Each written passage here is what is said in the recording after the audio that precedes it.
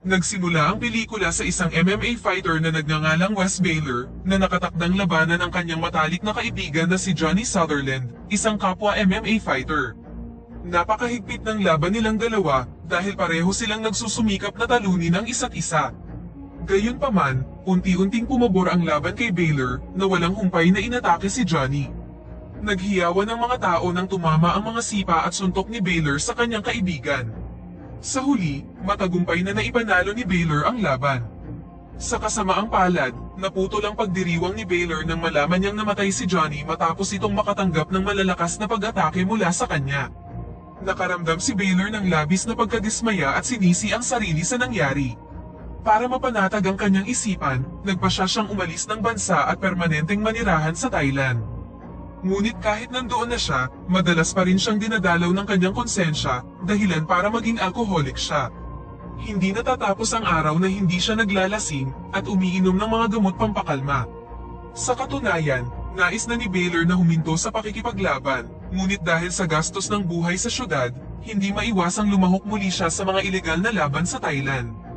Sa paglipas ng panahon, nagsimula siyang lumaban sa harap ng mga elite na inimbitahan siyang makipaglaban sa rooftop ng isang luxury hotel kung saan ang mga manonood ay binubuo ng mga tycoon.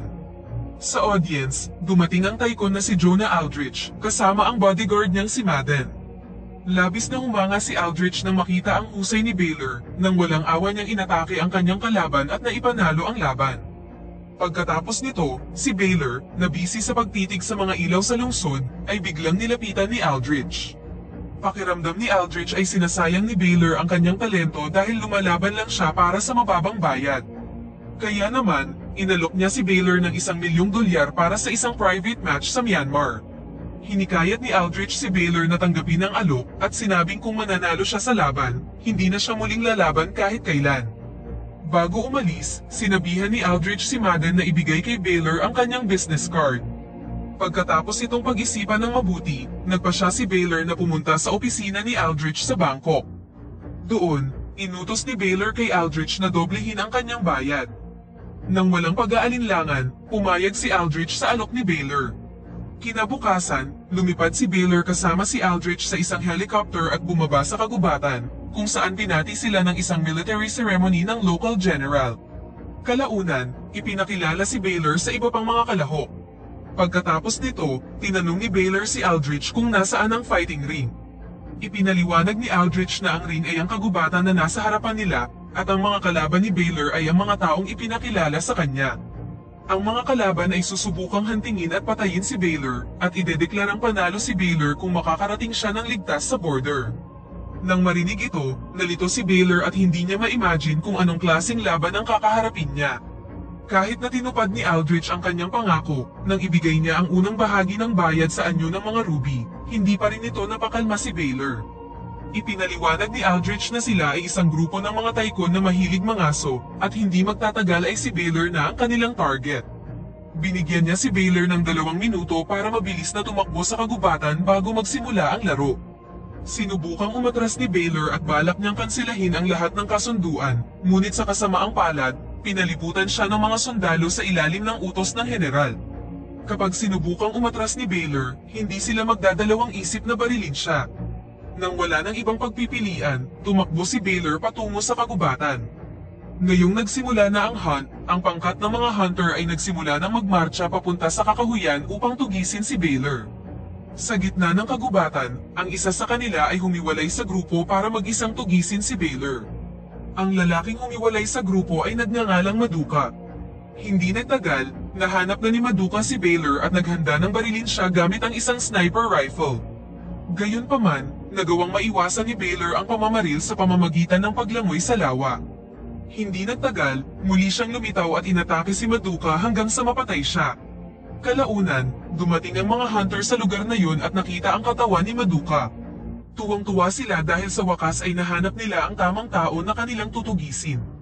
Lingid sa kaalaman nila, ang isa sa mga hunter na si Marshall ay palihim na nire-record ang lahat gamit ang recording device sa kanyang pantalon.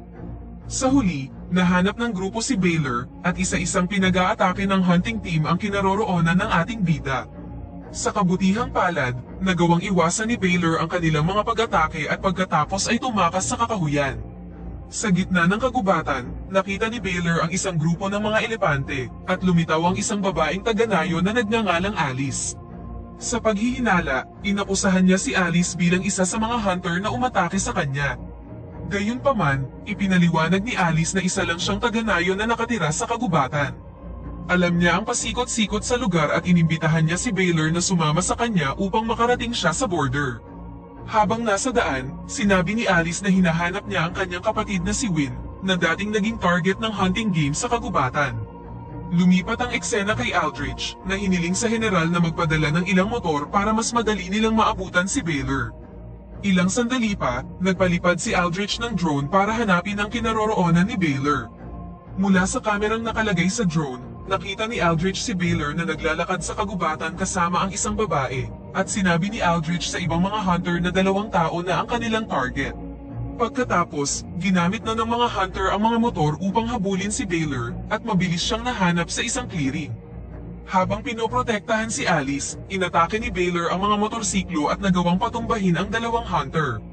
Ang isa sa mga hunter na si Sofia ay patuloy na hinabol si Baylor at pinaputukan siya mula sa kanyang motor.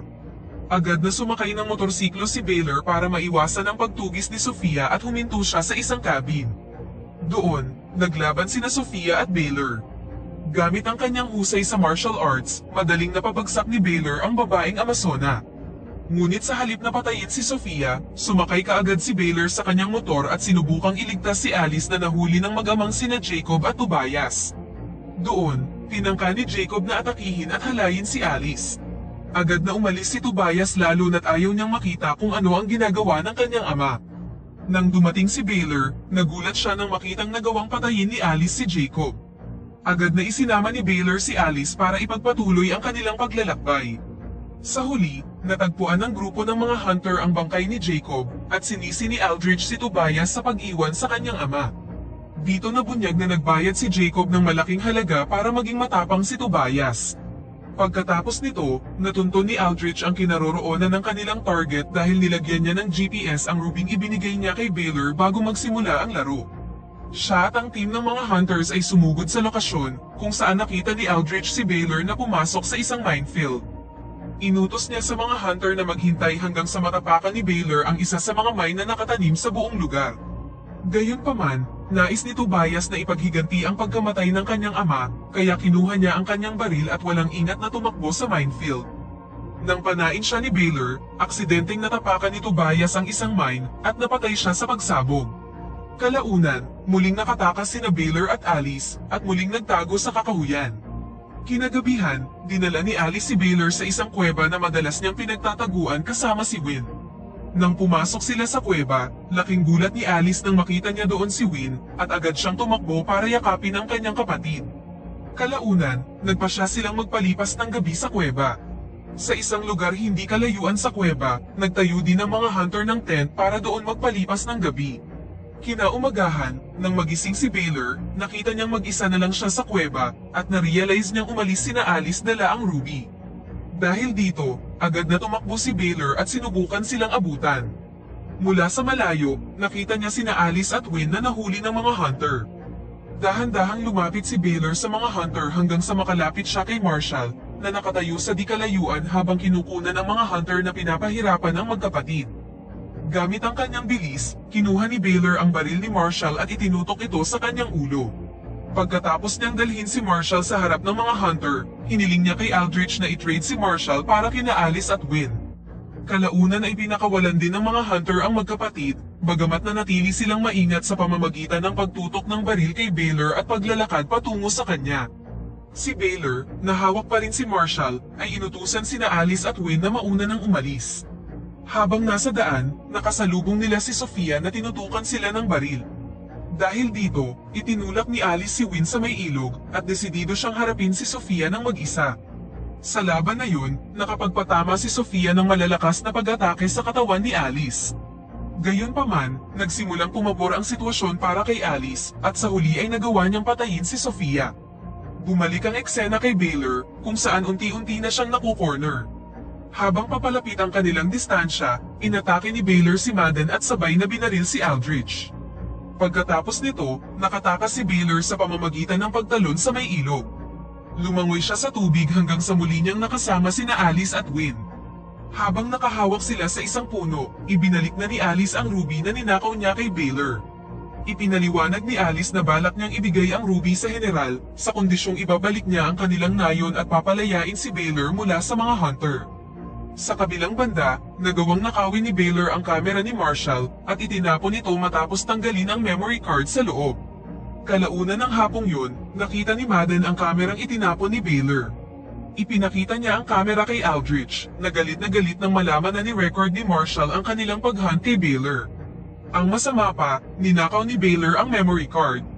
Ipinaliwanag ni Marshall na isa siyang video game programmer at nakibahagi lang siya sa pag-hunt para magkaroon siya ng mas maraming ideya sa larong gagawin niya.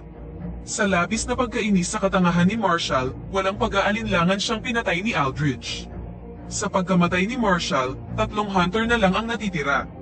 Dahil hindi umayon sa kanilang plano ang mga nangyayari, tinawagan na ni Aldrich ang cleaning team para humingi ng tulong.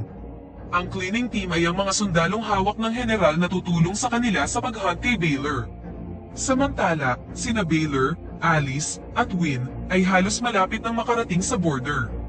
Gayunpaman, naabutan sila ni Aldrich at ng 2 pang hunter gamit ang isang jeep. Nang makita ito ni Baylor, nagsimula siyang magduda kung paano palaging nalalaman ni Aldrich ang kanilang lokasyon. Sa huli, nakita niya ang isang GPS sa isa sa mga ruby na ibinigay sa kanya ni Aldrich bago magsimula ang laro. Gumawa si Baylor ng isang plano upang mahuli si Aldrich gamit ang GPS. Iniabot niya kay Alice ang ruby at memory card para malantad ang lahat ng krimen na may kinalaman sa hunting game. Pagkatapos nito, sumakay si Baylor sa isang speedboat at nagtungo na sa border, kung saan binaril niya ang tangke ng mga langis malapit sa sasakyan ni Aldrich. Ngayon, hinahabol si Baylor hindi lamang ng mga hunter, kundi pati na rin ng mga sundalo ng general. Samantala, sina Alice at Win ay nahanap ng hunter na si Esparto at hindi maiiwasang magkaroon ng labanan sa pagitan nila. Nagtulungan ang magkapatid sa paglaban kay Esparto at gamit ang buo nilang lakas, sa wakas ay nagtagumpay silang talunin ang hunter. Samantala, pagdating ni Baylor sa border, nakita niya sina Aldrich at Madden na nakatutok ang kanilang mga baril sa mga lokal. Nagtago si Baylor sa likod ng isang tumpok ng kahoy sa may tulay, ngunit nang magbanta si Aldrich na papatayin niya ang isang batang lalaki, napilitan si Baylor na lumabas sa kanyang pinagtataguan. Iniutos ni Aldrich kay Baylor na ibigay ang memory card na kanyang ninakaw, ngunit iginiit ni Baylor na nilunok niya ang memory card. Dahil dito, inutusan ni Aldrich ang 5 local thugs na pagtulungan si Baylor. Pagkatapos, makikita si Aldrich na ini-enjoy ang hand-to-hand combat ni Baylor at ng 5 tulisan. Gayunpaman, nagawang talunin ni Baylor ang 5 thugs, kaya't kinailangan ni Madden na makipagduelo kay Baylor. Nang makitang natatalo na si Madden, kumuha ng baril si Aldrich para barilin si Baylor. Gayunpaman, sa halip na tamaan si Baylor, tumama ang bala kay Madden na agad niyang ikinamatay. Pagkatapos, nakipag one-on-one si Baylor kay Aldrich at inatake siya ng paulit-ulit. Nang kunin ni Baylor ang baril ni Aldrich at sinabing siya naman ang tumakbo sa kakahuyan, biglang dumating ang isang hukbo ng mga sundalo at agad na pinalibutan si Baylor. Sa kabutihang palad, biglang nagpakita si Alice.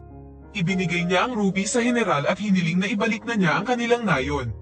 Sa hindi inaasahang pagkakataon, pumayag ang general at hinayaang umalis si Baylor. Gayunpaman, hindi dito pumayag si Aldrich, kaya kinuha niya ang baril ng general at itinutok ito kay Baylor. Sa kabutihang palad, mabilis na kumilos ang mga nakapalibot na sundalo at binaril si Aldrich hanggang sa mamatay siya.